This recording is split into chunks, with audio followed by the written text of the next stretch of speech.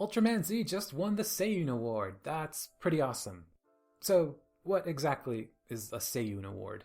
Well, long story short, a bunch of nerds thought it would be cool to give prizes to stuff.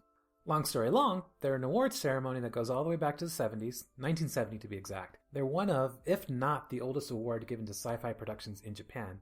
So think of them like the Hugo Awards, but from a Japanese perspective. The award was created by the Sci-Fi Fan Group Association of Japan, an association of sci-fi groups in Japan. I don't know, the name's pretty self-explanatory. Anywho, it originally began as a side event as part of the Japan Sci-Fi Convention before it became its own thing, and it's still part of the Japan Sci-Fi Convention, but this thing is it holds some weight. If you win that award, you got insane bragging rights. There are a couple of different categories. There are things like Japanese short form, long form, best translated story, that sort of stuff. But today we're talking about best dramatic presentation. So what exactly is best dramatic presentation? Pulling from the official website, it's basically best media. Anything out of theater, cinema, TV, video games, the whole of entertainment. You've got some pretty heavy hitters as parts of this category. Jurassic Park, Blade Runner, Cowboy Bebop, freaking Back to the Future. I mean, Japan loves Back to the Future, but it's also actually, you know what? Future video idea there. We'll come back to that later. So yeah, when you look at the winners, you'll notice that they're all big names, either movies or TV shows that, even if you haven't seen them yourself, you've heard about them, or they've probably influenced things that you have seen. Basically, if you win this thing, you're a big deal. So it's pretty awesome that Ultraman Z won the award, right? I mean, yeah, it's a fantastic show in spite of things like its main writer dying before production, COVID derailing the filming for a bit, not having an epilogue movie like the other new gen shows. Yeah, this one had a few things working against it, which makes it all the more cool that it won. But you know what's even more cool? Ultraman Z is just the 4th time a Tokusatsu hero TV show has won the award. It's in the same company as Ultraman Tiga, Kamen Rider Kuga, and Tokusou Sentai Deca Ranger. So let's talk about the shows for a bit. Deca Ranger is the first and so far only Sentai to have won the award. Actually, of the big 3 Tokusatsu franchises, only Ultraman has won it more than once. So what makes Deca Ranger special? Well, it's Sentai's first cop drama, basically. The show was produced by Hideaki Sakata of Kamen Rider Double fame, but more importantly, he's somebody who has a ton of experience on cop dramas, and he wanted to bring some of that flavor to Super Sentai. So how does he do it? Well, he felt it wouldn't be realistic for a cop show to have a central enemy, so Deca Ranger was the first Sentai series without an enemy organization. You had a weapons dealer who set a lot of things in motion, but strictly speaking, the team never had a main villain faction with a leader and generals to fight against. This leads to a pretty unique take on Sentai that involves a lot of character-focused episodes. It also leads to what is easily the largest monster count in any Sentai series, with official counts clocking Deca Ranger at over 100 monsters. Jumping back a bit, we've got Ultraman Tiga. Look, I'm gonna be honest here. I like Tiga, I really do, but I don't get why it won the award. It was the first full-length Japanese Ultraman production in 15 years, had a huge fresh-on-the-scene boy band member as its lead, served as a jumping-on point for the people who would go on to become some of the most prominent writers in Tokusatsu and even the anime world for the next 10 years, while also setting the stage for Ultraman in the modern era with form changes and a bit more of a drama-heavy influence, while still maintaining the love of pure sci-fi and mysteries that the older shows had. Other than that, I don't get it.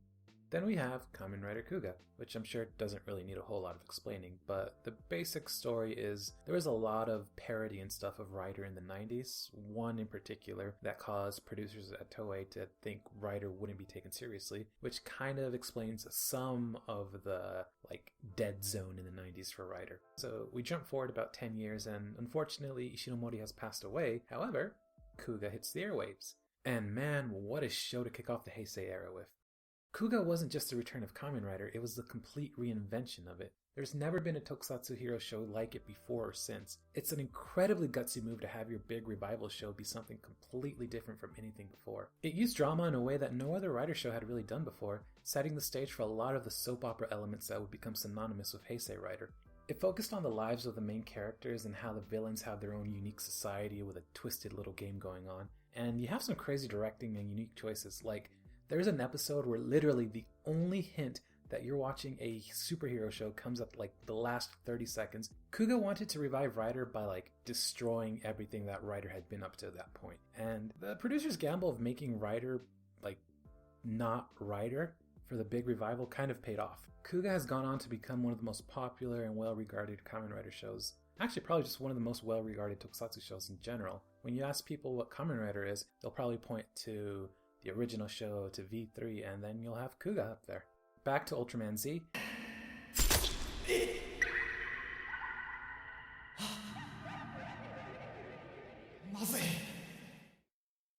It's one of the few times you can say it's truly the brainchild of its director, Kiyotaka Taguchi. And it's unfortunate that the head writer died before the show started, but Taguchi, given his own special credit, series composer, basically, even though he wasn't the head writer, was like the guy who created the show from the ground up. It was his show.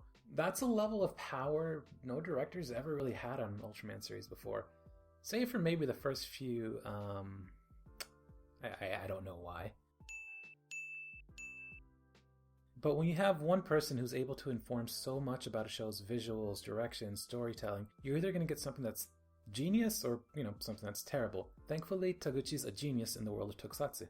Oh, also, you know what else is cool? Ultraman Z beat out Kimetsu no Yaiba Mugen Train. What's Kimetsu no Yaiba Mugen Train, you might ask? To which I would answer, is that rock you're living under for rent, please? It's the highest grossing Japanese movie of all time, taking the title from a freaking Ghibli movie that's had it for like 20 years, in the middle of a pandemic. So yeah, good job, Ultraman Z. Really impressed. And we are back. So I guess first I'll just get out of the way. Yeah, that was a 2-year break. Sorry about that. I guess moving to a different country way the heck on the other side of the world will kind of disrupt your day-to-day lifestyle. I went through some fun issues when I first got to Japan, and after I got over those issues, I kind of settled into a new pace of life, and it was just hard to work videos into that. If you follow me on Twitter, you know I'm at a weird place in life right now, so I got to thinking some time ago that I really actually liked editing videos. It helped with discipline and concentration. And I like talking about Tokusatsu. I like learning new things. I like sharing things.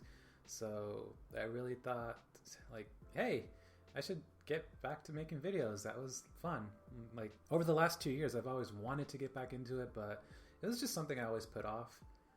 I'm going to, knock on wood, I'm going to try to be a bit more consistent with my content this time around. I've got a bunch of different video ideas. I've got the next couple of videos scripted, and I'm, hopefully you'll see more content on this channel regularly. Also, one of the big motivators for me was just occasionally I would log into the YouTube account and I would see a lot of messages from people wishing me well or just commenting on how well made the videos were. Some of them were as recent as a couple months ago, so as someone who's always been a huge critic of their own work, it feels really validating to have that sort of outside praise. So yeah, that was one of the big motivators for getting back to this. It feels cool when people enjoy the work you do. There's a helicopter flying overhead right now. I live in a part of Japan that's kind of like on the outskirts of Tokyo. Yeah, this happens fairly regularly. I'm just gonna keep talking. So yeah, this video, the Seiun Award, it's something I've talked about quite often-ish on Twitter, at least whenever a new winner comes up. I got really excited this year because Ultraman Z won it, not just because it's the first Toku hero thing to win it in like a billion years, but because I absolutely love Ultraman Z. Of the 4 shows that I talked about, I think to a newer Tokusatsu fan, it's the most accessible. It's got a bit more of a modern polish. It's got some really interesting camera work going on, which I wish I showed a bit more in this video, but I'll probably do a video on Z one day in the future. Yeah, Kuga's also a good place to... Well, if you're a newer fan, Kuga might be a little difficult to get into, but I think it's well worth the effort. It's a fan favorite for a reason. Maybe just not as your first Tokusatsu show. But yeah, Tiga is good. Deca Ranger is good. Yeah, so I guess like, comment, subscribe. Which of these 4 shows have you guys seen? Or did this video make you interested in any one of them? Like I said, I consider Z to be the most accessible of these.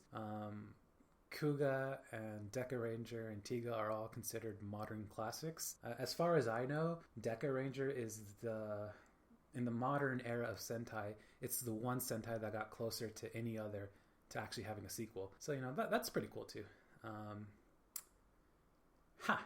This thing is almost as long as the video itself. I should stop recording right about now. Well, first I gotta find the record stop button.